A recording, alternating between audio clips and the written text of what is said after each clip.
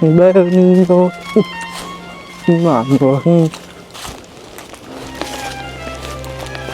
À Đâu khá rồi Sao mà người mấy mà bịa đâu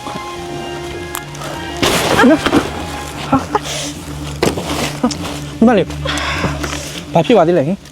Sao đi bạn hả Dẫu đi ra tụi đó liền cô Thì mà tham như rồi phía bà lộ Thì mà Anh nói mà lũ đeo nó xin nhờ xin mà nhiều là Nó mòn nó mẹ này Đi vào lúc mà lấy Xin đeo quay xì ở đâu thế này à Không bảo như mà đi của dẫu đi ra tụi đó lấy Là sao Bà phía bà đi làm gì Hả Đây mà Cái bà của chị bế bà này Kế bà Chứ mà là của lộ Chứ mà lòng mà cảnh này chứ mà mới chạy bố Anh lũ yếu khuyên yếu yếu Tao làm mà cảnh này mới chạy bố lòng à Không bảo cô quay gì làm mà không bảo dẫu đi ra tụi đó lấy là số nhà lụt vì nó cày như mà nào mà lấy Xin lũ nhau trả để anh lũ về lấy Khuyên yếu yếu gì đấy Mà ra lũ xin lấy Trong nhà chậm nhớ rộng bê bì đó Đàm nhớ để yếu này bì Bác nguyên chìm nhìn mà xin chứ mà lâu cảnh này đã lấy Chứ mà sẽ ra là bao xin cái không phải bà cái gì là bi rồi Hello Xin mà lâu bì đó tao mà ngồi quên lấy lại là Lô lù lên mất gì Mày xảy lại đó tao mà em mày không là khăm nhà lấy bịa gì rồi tao mà chơi gì à cao nào ủa thì hạt na cái mà này xóa lại là mà lười Thì mà Xin sẽ có xin nó trâu luôn là vì nó Xin à lý Chứ mà ở ta nào này lâu tí đấy Chứ mà là cụ lại cảnh gì đấy Ê là nó tao mà này bì Chứ mà ở này trên này tí đấy Bà lệ Xin chứ mà ở mình cái lấy rồi Này trên nó ra mày thế này là thế rồi là mà không bảo bia cái em rồi là tao mà để khăm nhà chuyện này bây giờ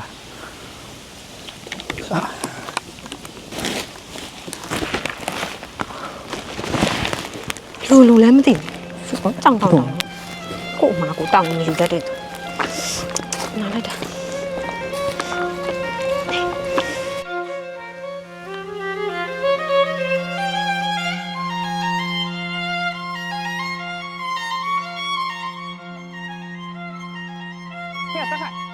ra đâu hả thế à thế nhưng mà bà thầy lâu rồi đấy à đấy mà qua ngài truy trong một sau này nhà nghe tai ai nào nó mình đấy à đâu lùa cái quá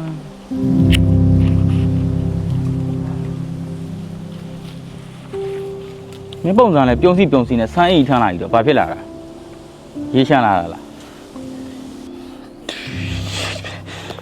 hiện tại qua heo nó sẽ lấy gì lâu vậy bảo bà sao chuyện này vậy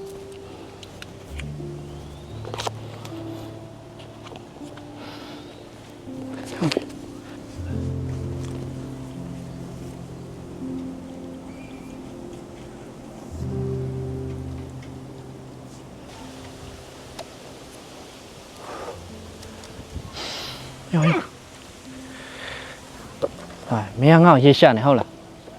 mấy anh là khu lấy xin ngào đôi này ngày như là mấy tí này đây mày khu lù tí lù này qua khu xa thế là tệ xì thế là tệ này ở nó mà xa vợ này hả gì ví dụ đi mà lấy xin lâu nữa lâu à nó tông la lâu rồi nó thật thế à bay đó mà này là ngài lấy bà lâu bà cày mà tí đâu qua mấy mà lâu đi bà lấy xì là ngào biểu nó bà lâu hậu là những biểu đồ về còn ý công dân không đi chăn này đó ngài chỉ mà thằng long tông long là thu ta đi đồng ba này đó ngài lấy bà sao lâu mà thì còn ý ngài cho là time ban này là về mình chị ý bảo qua nó mà hậu bảo mấy bằng đi xét giải mà cầu lông này ní xét giải xí đó lâu lấy bà lấy là mấy cha mi mà là đó mấy cao này lâu lấy bà cha mi ngào biểu mà mấy nào này hả đi vào qua ngài lâu ra đấy khai ra ngài mới ngài biểu lại mà ra là kìa mình lên nấu chăn thì pian nó đi nó mà ngài đâu easy sống nhau ê bây giờ ngài gì pian này lại mấy người đi mà bay chơi đi sao nữa này mấy hôm mà qua chú là bị mẹ sụp bị đó ngõ khu lên mà bị thì ở đó ngài thành sao này là ôi số ngài gì toán đi lại mà nó ê mấy giá lên 50 thì nên nói nhau ok nó mà xong rồi quá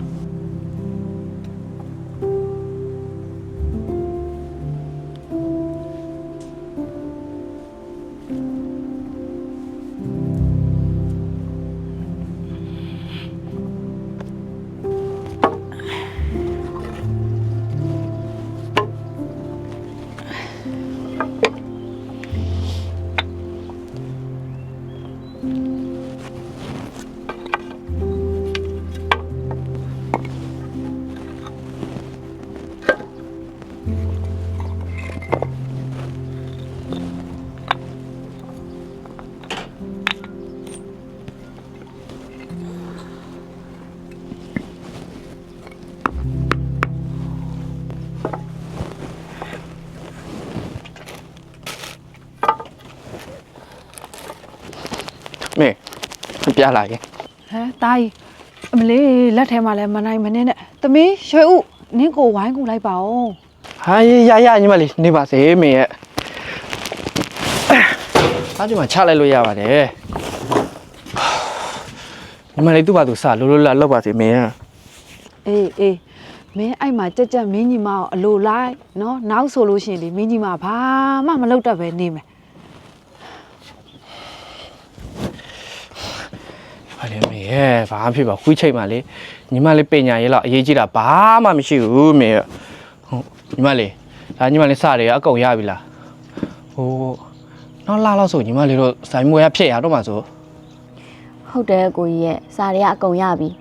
အခုပြီမဲ့စာမေးပွဲရလေနောက်ဆုံးစာမေးပွဲကိုကြီးရဲ့ညီမလေးကတော့လေ10တန်းကိုနှစ်ချင်းပေါင်းအောင်ဖြည့်မှာအကိုကြီးဒါလေညီမလေးကိုတက်ကတူထားနိုင်အောင်စူးစမ်း ဟဲ့ရွှေဥ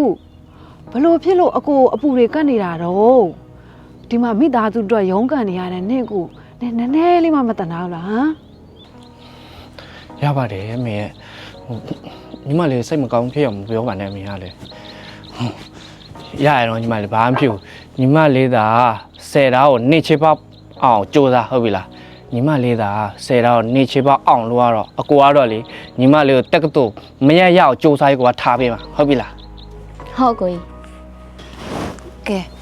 စကားကိုနောက်မှပြောသွားရေတရှိုးလက်ပြီးရင်ထမင်းစားမယ်ကဲသမီးရွှေဦးစားအောင်အသာထားနင့်ကိုကြီးထမင်းစားဖို့ထမင်းဝိုင်းပြင်သွား ဟုတ်မေအခုပဲလား အခုပဲပြင်လိုက်တော့လေအခုပဲပြင်လိုက်တော့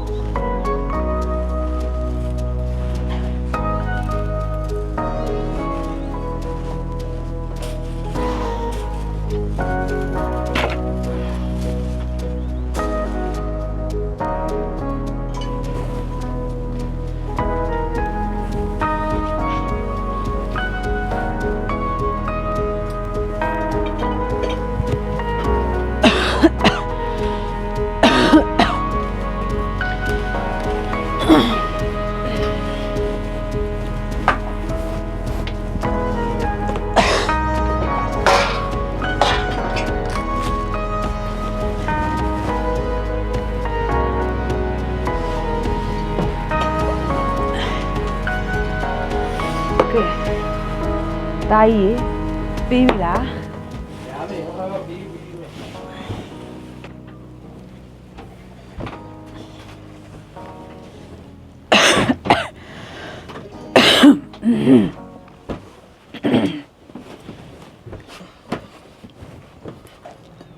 ရောမေဒါမေအတွက်ကိုကြီးဒါကိုကြီးအတွက်ဒါညီမလေးအတွက် ကိုကြီးညီမလေးကလည်းအရာလိမ့်မာနာပဲအဲကြောင့်အိမ်ရောက်ရဲ့အမုန်းပြေသွားတော့လားအခုလိုလိမ့်မာတဲ့အတွက်ကြောင့်ကိုကြီးညီမလေးစာမေးပွဲမှာဂုဏ်တို့အများကြီးပါပါစေခင်ဗျာ ပေးရဆုနဲ့ပြေပါစေ အမလေးမောင်နှမတွေရှင်းနေလိုက်ကြတာများအမေဖြစ်ကြည့်ပြီးစိတ်ချမ်းသာလိုက်တာကွယ် ဟောချေရမှာဗောအမေရှိတာမှဒီမောင်နှမ2ယောက်လေးပဲရှိတဲ့ဟာညာလေ ဟုတ်ပါပြီဟုတ်ပါကဲစားကြအော်သမီးမိုက်ချက်ဦးလေးတစ်လုံးသမီးကိုကြီးရဲ့ထည့်ပေးလိုက်တာကြီးရလေနေဘူးမချောင်မိုးရမချောင်နဲ့အလုပ်တွေပြင်မမလုပ်နေရတာငါတာကြီးမြစားမှာအားရှိမှာသမီးကိုကြီးထည့်ပေးလိုက် ရမင်းပဲဆိုင်ပဲလက်မင်းကျမရစိတ်ကောင်းတာမဟုတ်ဘူးအဲ့ဒါအားစီအောင်မများစားမှဟောဒါနဲ့အမေဟိုညပဲဆိုရလေရေကိုနောက်ကြောက်ပြီးတော့မချိုးပါနဲ့မင်းစောစောချိုးပါနော်တော့ကြအိမ်မီတော့နေမကောင်းဖြစ်နေမှာရှားလားကျမရတိတ်ကောင်းတာမဟုတ် ဟုတ်ပါပြီကဲစားရမယ်ရ မေဒါဒီနေ့ဒါလောက်အခါ မိဘပေါ်တိတ်တက်တဲ့ငါသားကြီးကျမ်းလာတော့ချမ်းသာပါစေကွယ် ပြည်တဲ့စုနဲ့ပြေပါစေဗျာညီမလေးဒါညီမလေးရဲ့ကြောင်းမဟုတ်ဖို့ကြောင်းကမဝယ်စားလို့ရအောင် ဟုတ်ကိုကြီး ထက်စားမများထက်စားသမီးလည်းထက်စားလေ အာဒီဘူးသူနုနုလေးကြိုက်တာမင်းတို့စားရတာ ဒီသားရဲ့ကြိုက်ကိုဒီအမေကသိတာပေါ့စား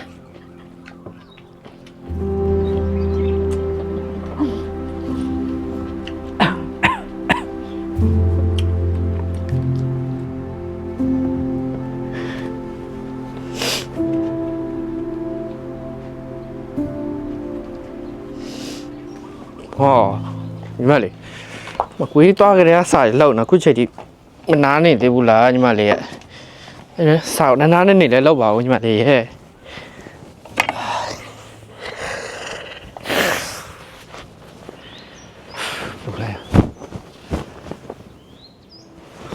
ဘယ်လဲညီမလေးဘာလို့ငိုနေတာလဲညီမလေးရဲ့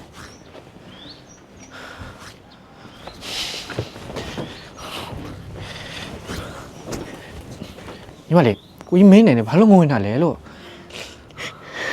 အကိုကြီးဒီမလေးဒီတင်ချောင်းမတွတ်နိုင်ဘူးနိုင်ငံခြားမိကွန်းတွေဒီမလေးမတွတ်နိုင်ဘူးချောင်းမာလေနိုင်ငံခြားမိကွန်းတွေမတင်ဘူးအကိုကြီးရဲ့ကျူရှင်မှာပဲတင်တာဟိုကျူရှင်တက်တဲ့သူတွေရပဲလေနိုင်ငံခြားမိကွန်းကိုပြင်နိုင်ကြတာအခုစာမေးပွဲကလည်းနီးနေပြီဒီမလေးဘယ်လိုလုပ်ရပါလဲ အော်အဲ့ဒါဆိုဘာမှစိတ်မပူနဲ့လေညီမလေးအဲ့ဒါဆိုရင်ဟိုညီမလေးဒီအားရမဲ့ကျူစေတာညီမလေးစုံထားထားလိုက်လေကိုကြီးကိုယ်တိုင်လိုက်အပ်ပေးမယ်လေနော်ပြီးနော် ကိုကြီးကလည်းဘယ်လိုလုပ်ပြီးတော့ဖြစ်နိုင်ပါလဲကျူရှင်ကဒီလောက်ဈေးကြီးတာဟုတ် ဖြစ်ပါတယ်ညီမလေးဘယ်တော့ပဲစီးကြီးပါစေကိုကြီးလိုက်အပ်ပေးလို့ရပါလေအဲ့ရောက်မမတွေးပြီးတော့စိတ်ပူမနေနဲ့နော်ကိုကြီးကိုယ်တိုင်လိုက်အပ်ပေးမယ်ဟုတ်ပြီလား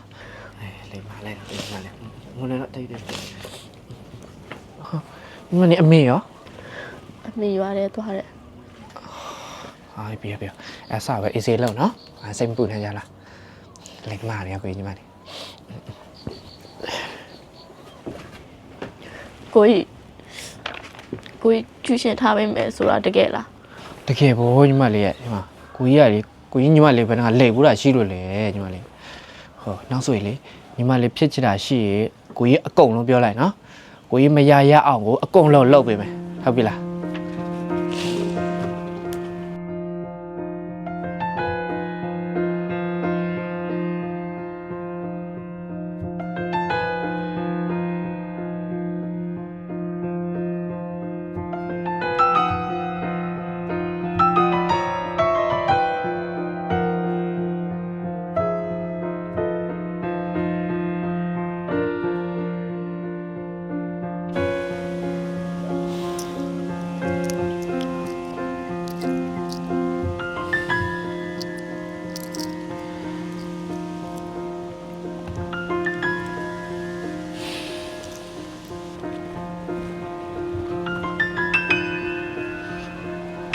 叫大看，他这讲把的身上拿看，叫大看，那一季把的身上拿， အေးတာကြီး sorry ကွာမနည်းနည်းအတွင်းလုံသွားလို့အဲ့ဒါ 把的身上的那一季的， ဟိုကငါနာရီကိုလေဟိုတို့အေးအပေါက်ဆိုင်ငါခဏသွားပေါက်မလားလို့ကလောလောဆယ်ငါပတ်စံနည်းနည်းလိုအပ်လို့ကအဲ့ဒါကြောင့် 那一包不路，给，没那一个包么你那个，没不老路了，俺晒别没，那么没俺不想背， ဟာဟောက်တာကြီးမင်းတကယ်ပြောရလားဟဲ့ 这个吧，瓜， ဟိုလေငါညီမလေးကျူစေလက်ခအတွက်ကွာအဲ့လောလောဆယ်ငါပတ်စံ9000လောက်လို့နေတာကွာမင်းကူညီပေးမယ်ဆိုတော့တကယ်ကျေးဇူးတင်ပါတယ်တာကြီးဟာဟိုငါအစ်ပြည့်လာနဲ့မင်းကငါချက်ချင်းငါပြဆက်မယ်ကွာနော် 姑娘嘛，我大爷，没那俺的，俺给他帮了的，俺帮的眼睛里边瓜，雕刻开呢，雕姑娘嘛我，比如明年嘛的就先哪个说了，俺不比如让姑娘哦，没不上给啥么不呢？人家讲俺们哎呢，看来问别来嘛，但是明俺表在是的，明明年俺没他的路，အခုလောက်ရပြီလောက်မလား လို့တကယ်ရပြီလားဟဲ့ တကယ် ကျေးဇူးပါကွာအခုငါလည်းငါအလောက်ကပိတ်တော့မှာဆိုတော့ငါအလောက်တစ်ခုငါလိုနေတာအခုမင်းကအလောက်ရပြီဆိုတော့တကယ်ကျေးဇူးတင်ပါတယ်ကွာတာကြီးဒါနဲ့အလောက်ရရောဘာလောက်လဲဟဲ့ပြီးတော့ငါတို့ကဘယ်မှာသွားလောက်ရမှာလဲ လောက်ရတော့တော်တော်ကောင်းတယ်ကွာမြန်မာငွေနဲ့ဆိုရင်330ပြေးလို့မလုပ်ဘူးနော် 330 330 ဟောမင်းတော့330တော့ဆိုတော့ဟိုဘာလောက်လဲကွာပြီးတော့ငါတို့ကဘယ်မှာသွားလောက်ရမှာလဲအဲ့ဒါကို လောက်မယ်လောက်ကကော်ဆန်းတဲ့ငါတို့စီမှာဆိုရင်တော့ပယံမော့ကွာမဟာချိုင်မှာတလောက်ရမှာတဲ့ မဟာချိုင်ငါတခါမှလည်းမကြောက်ဘူးပါဘူးဟဲ့ မင်းကဘယ်ကြားဘူးမလဲကွာမဟာချိုင်ဆိုတာထိုင်းနိုင်ငံထဲမှာစီးတဲ့မျိုးကိုပြောတာ ဩထိုင်းနိုင်ငံမှာလားဟိုလာစားရတော့လေလုံးဝမဲ့လောက်ဆက်ရပဲကွာဒါပေမဲ့ထိုင်းနိုင်ငံဆိုရတော့ကွာမတော်တော့ဘူးသားကြီးဟာထိုင်းနိုင်ငံသွားပြီးအမေနဲ့ညီမလေးကထားခဲ့ရမှာငါစိတ်မချဘူးကွာဟဲ့ တက်ခန့်ရဲ့မင်းမို့လို့ဒီလိုအလုပ်မျိုးရွေးနေရသေးတယ်လို့ကွာငါမင်းစေတနာနဲ့ပြောတာမင်းပုံစံနဲ့မြန်မာနိုင်ငံမှာလက်လျှောက်ချကြီးလိုက်ဒီလိုအလုပ်မျိုးမင်းဗမာမှချလို့မရဘူးငါတော့သွားမှာအဲ့ဒီမှာငါဦးလေးတယောက်ဦးစီးတော့ကိုမြန်မာပြည်သားချင်းချင်းဆိုတော့ပို့ပြီးဆင်ပြေတာပေါ့ကွာအဲ့ဒါငါတော့သွားပြီးအောင်သွားမှာအဲ့ကြောင့်မင်းကအဖော်လောက်ခေါ်တာ အဲ့မှာသားကြီးကမင်းစေတနာကိုနားလဲပါတယ်ကွာဒါပေမဲ့ထိုင်းနိုင်ငံဆိုရတော့ကွာခုနကပြောသလိုပဲကအမေနဲ့ညီမလေးကထားခဲ့ရမှာလုံးဝစိတ်မချဘူးကွာငါမရှိတဲ့ခါကျရင်သူတို့အစင်မပြေဖြစ်မှာစိုးတယ်ကွာ တက်ခိုင်မင်းเจ้าငါတိပါတယ်ကွာမင်းကမိမိသွားစုနဲ့ခွဲရမယ်ဆိုရင်မင်းက300ပေးတော့လိုင်းမြတ်ကောင်မဟုတ်ဆိုတာငါသိတယ်ငါတော့သွားမှာနောက်တော့15တောင်းနေတဲ့ခါကျငါတော့ဒိုးပြီအဲ့ဒါကြောင့်မို့လို့ငါလည်းအဖော်လေးရအောင်ဆိုပြီးတော့မင်းကလည်းခေါ်တာ ဟောဟဲ့မင်းဟာလည်းချက်ချင်းကွာအဲ့မင်းဟိုရောက်လေငါအဆက်တွေလေးပါလေလောက်အောင်နော်ဟဲ့ အေးပါကွာမင်းမလိုက်ဘူးဆိုတော့ပြီးရောသွားတော့မှာအော်ဒါနဲ့မင်းပတ်စံကိစ္စမပူနဲ့ညနေကျရင်ငါမင်းအဲ့ငါတခါတည်းဝင်ပေးလိုက်မယ်ကြားလား အေးကျေးဇူးပဲသားကြီးရေနော်မင်းဝေဖြစ်အောင်ဝေရောနော်ဟဲ့ အေးပါ အေး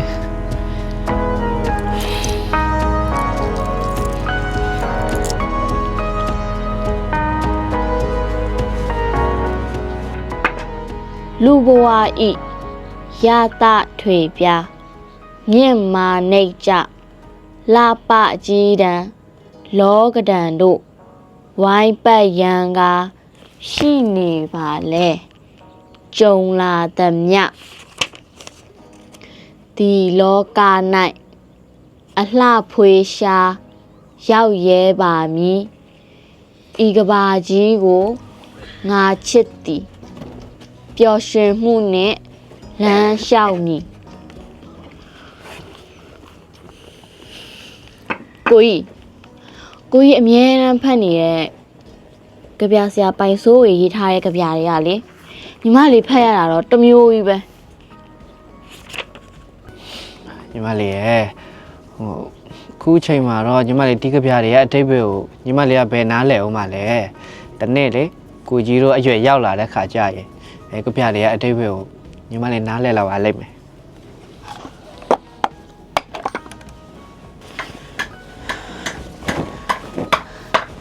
ဟောဒါနဲ့တားကြီးမင်းကြီးမကိုကျူရှင်ထားမလို့ဆို အော်ဟုတ်တယ်အမေရဲ့ဟိုညီမလေးစာမင်းပွဲရတယ်အခုဆိုရင်ဟိုတဖြည်းဖြည်းနဲ့နီးလာနေပြီလေအမေရဲ့ညီမလေးကတချို့စာလို့ဆိုရင်သူကမလိုက်နိုင်ဘူးတဲ့အဲ့ဒါကျူစီထားပေးမို့ ကျူရှင်ထားတာတော့ဟုတ်ပါပြီကျူရှင်ကားတွေကအမေကြားဘူးတာ2သိန်း3သိန်းဆိုလားပဲအဲ့လောက်များတဲ့ပတ်စံငါတားကြီးချလို့အဆင်ပြေပါမလား ဟုတ်ဘာမှဖြစ်ပါဘူးအမေရဲ့ဟိုตาမရရအောင်ရှာမှာပေါ့ဟိုခုချိန်မှာလေตาညီမလေးတင်ညာတက်ရေးဖြစ်ဖို့အရေးကြီးဆုံးပဲအမေရဲ့ ဒီခလေးရတော့လေသူညီမနဲ့ပတ်သက်လာရင်လေနည်းနည်းလေးမအောင်မျက်နှာအငယ်မခံဘူး မေကလေမိသားကြီးကိုပဲချစ်တယ်သမီးကိုကြတော့မချစ်ဘူးကိုကြီးသိလားနင်းလေကလေအမေကညီမလေးကိုစုနေတာနင်ကဘာလို့ကျူရှင်တက်မှာလဲဘာကြောင့်တက်မှာလဲနဲ့သူ့သားကြီးလှုပ်လှုပ်ရတာပင်ပန်းလို့နေမှာပေါ့ ဟုတ်တယ်လေငါတားကြီးကငယ်ငယ်လေးတွေကကြောင်းထွက်ပြီးမိသားစုကိုရုန်းကန်ပြီးခြာကျွေးနေတာညီလည်းအသိပဲမဟုတ်ဘူးလားချွေဦးရဲ့ ခဲအမေရဲ့ညီမလေးစိတ်မကောင်းပြမပြောပါနဲ့ကျူရှေလက်ခဘာမှတားရှာလို့ရပါတယ်အမေရဲ့ပြီးတော့လေဟိုကျူရှေလက်ခအမေပြောသလိုဟို2သိန်း3သိန်းလောက်ထိတော့အဲ့လောက်ရှိမယ်မထင်ပါဘူးအမေရဲ့ဘာမှဖြစ်ပါဘူးအမေက ညီမလေးရဲ့ကျူရှင်လာခဲ့အမေလည်းဘာမှစိတ်မပူနဲ့ညီမလေးလည်းဘာမှတွေးပြီးစိတ်မပူနဲ့သိလားအခုအဲ့လောက်ပဲစားတော့ခုစားပေးလို့ရပါတယ်ဟောဒါနဲ့ညီမလေးဟိုကျူရှင်တက်မယ်ဆိုတာတော့ဟုတ်ပါပြီဒါနဲ့ညီမလေးကဟိုဘယ်ကျူရှင်သွားတက်မှာလဲခုက ရွာရဲ့ဟိုဘက်လမ်းမှာရှိရဲ့အိမ်အဟောင်းမှာလေဆီယမတယောက်လာငှားနေရဲ့အဲ့ဆီယမလာလည်းမကြသေးဘူးပြီးတော့စာအသင်ပြလဲကောင်းတယ်တိလားကိုကြီးညီမလေးတောင်လေအဲ့ဆီယမနဲ့ခင်တလူလိုတော့ရှိတယ်ညီမလေးကတော့ကျူရှင်တက်လို့ရှိရင်လေဟိုအဲ့ဆီယမနာမှာပဲတက်မှာနော်ကိုကြီး အေးဟုတ်ပါပြီအဲဆိုရင်လေဟိုကိုကြီးညီမတက်ချင်တဲ့ကျူရှင်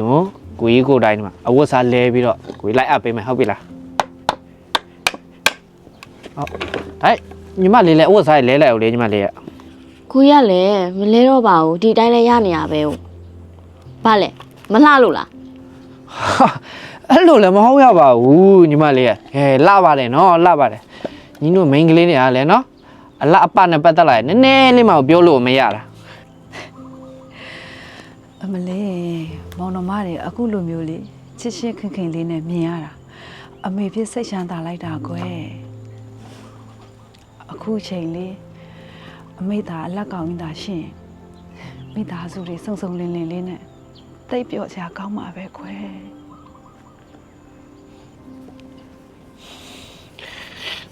အမေကလည်း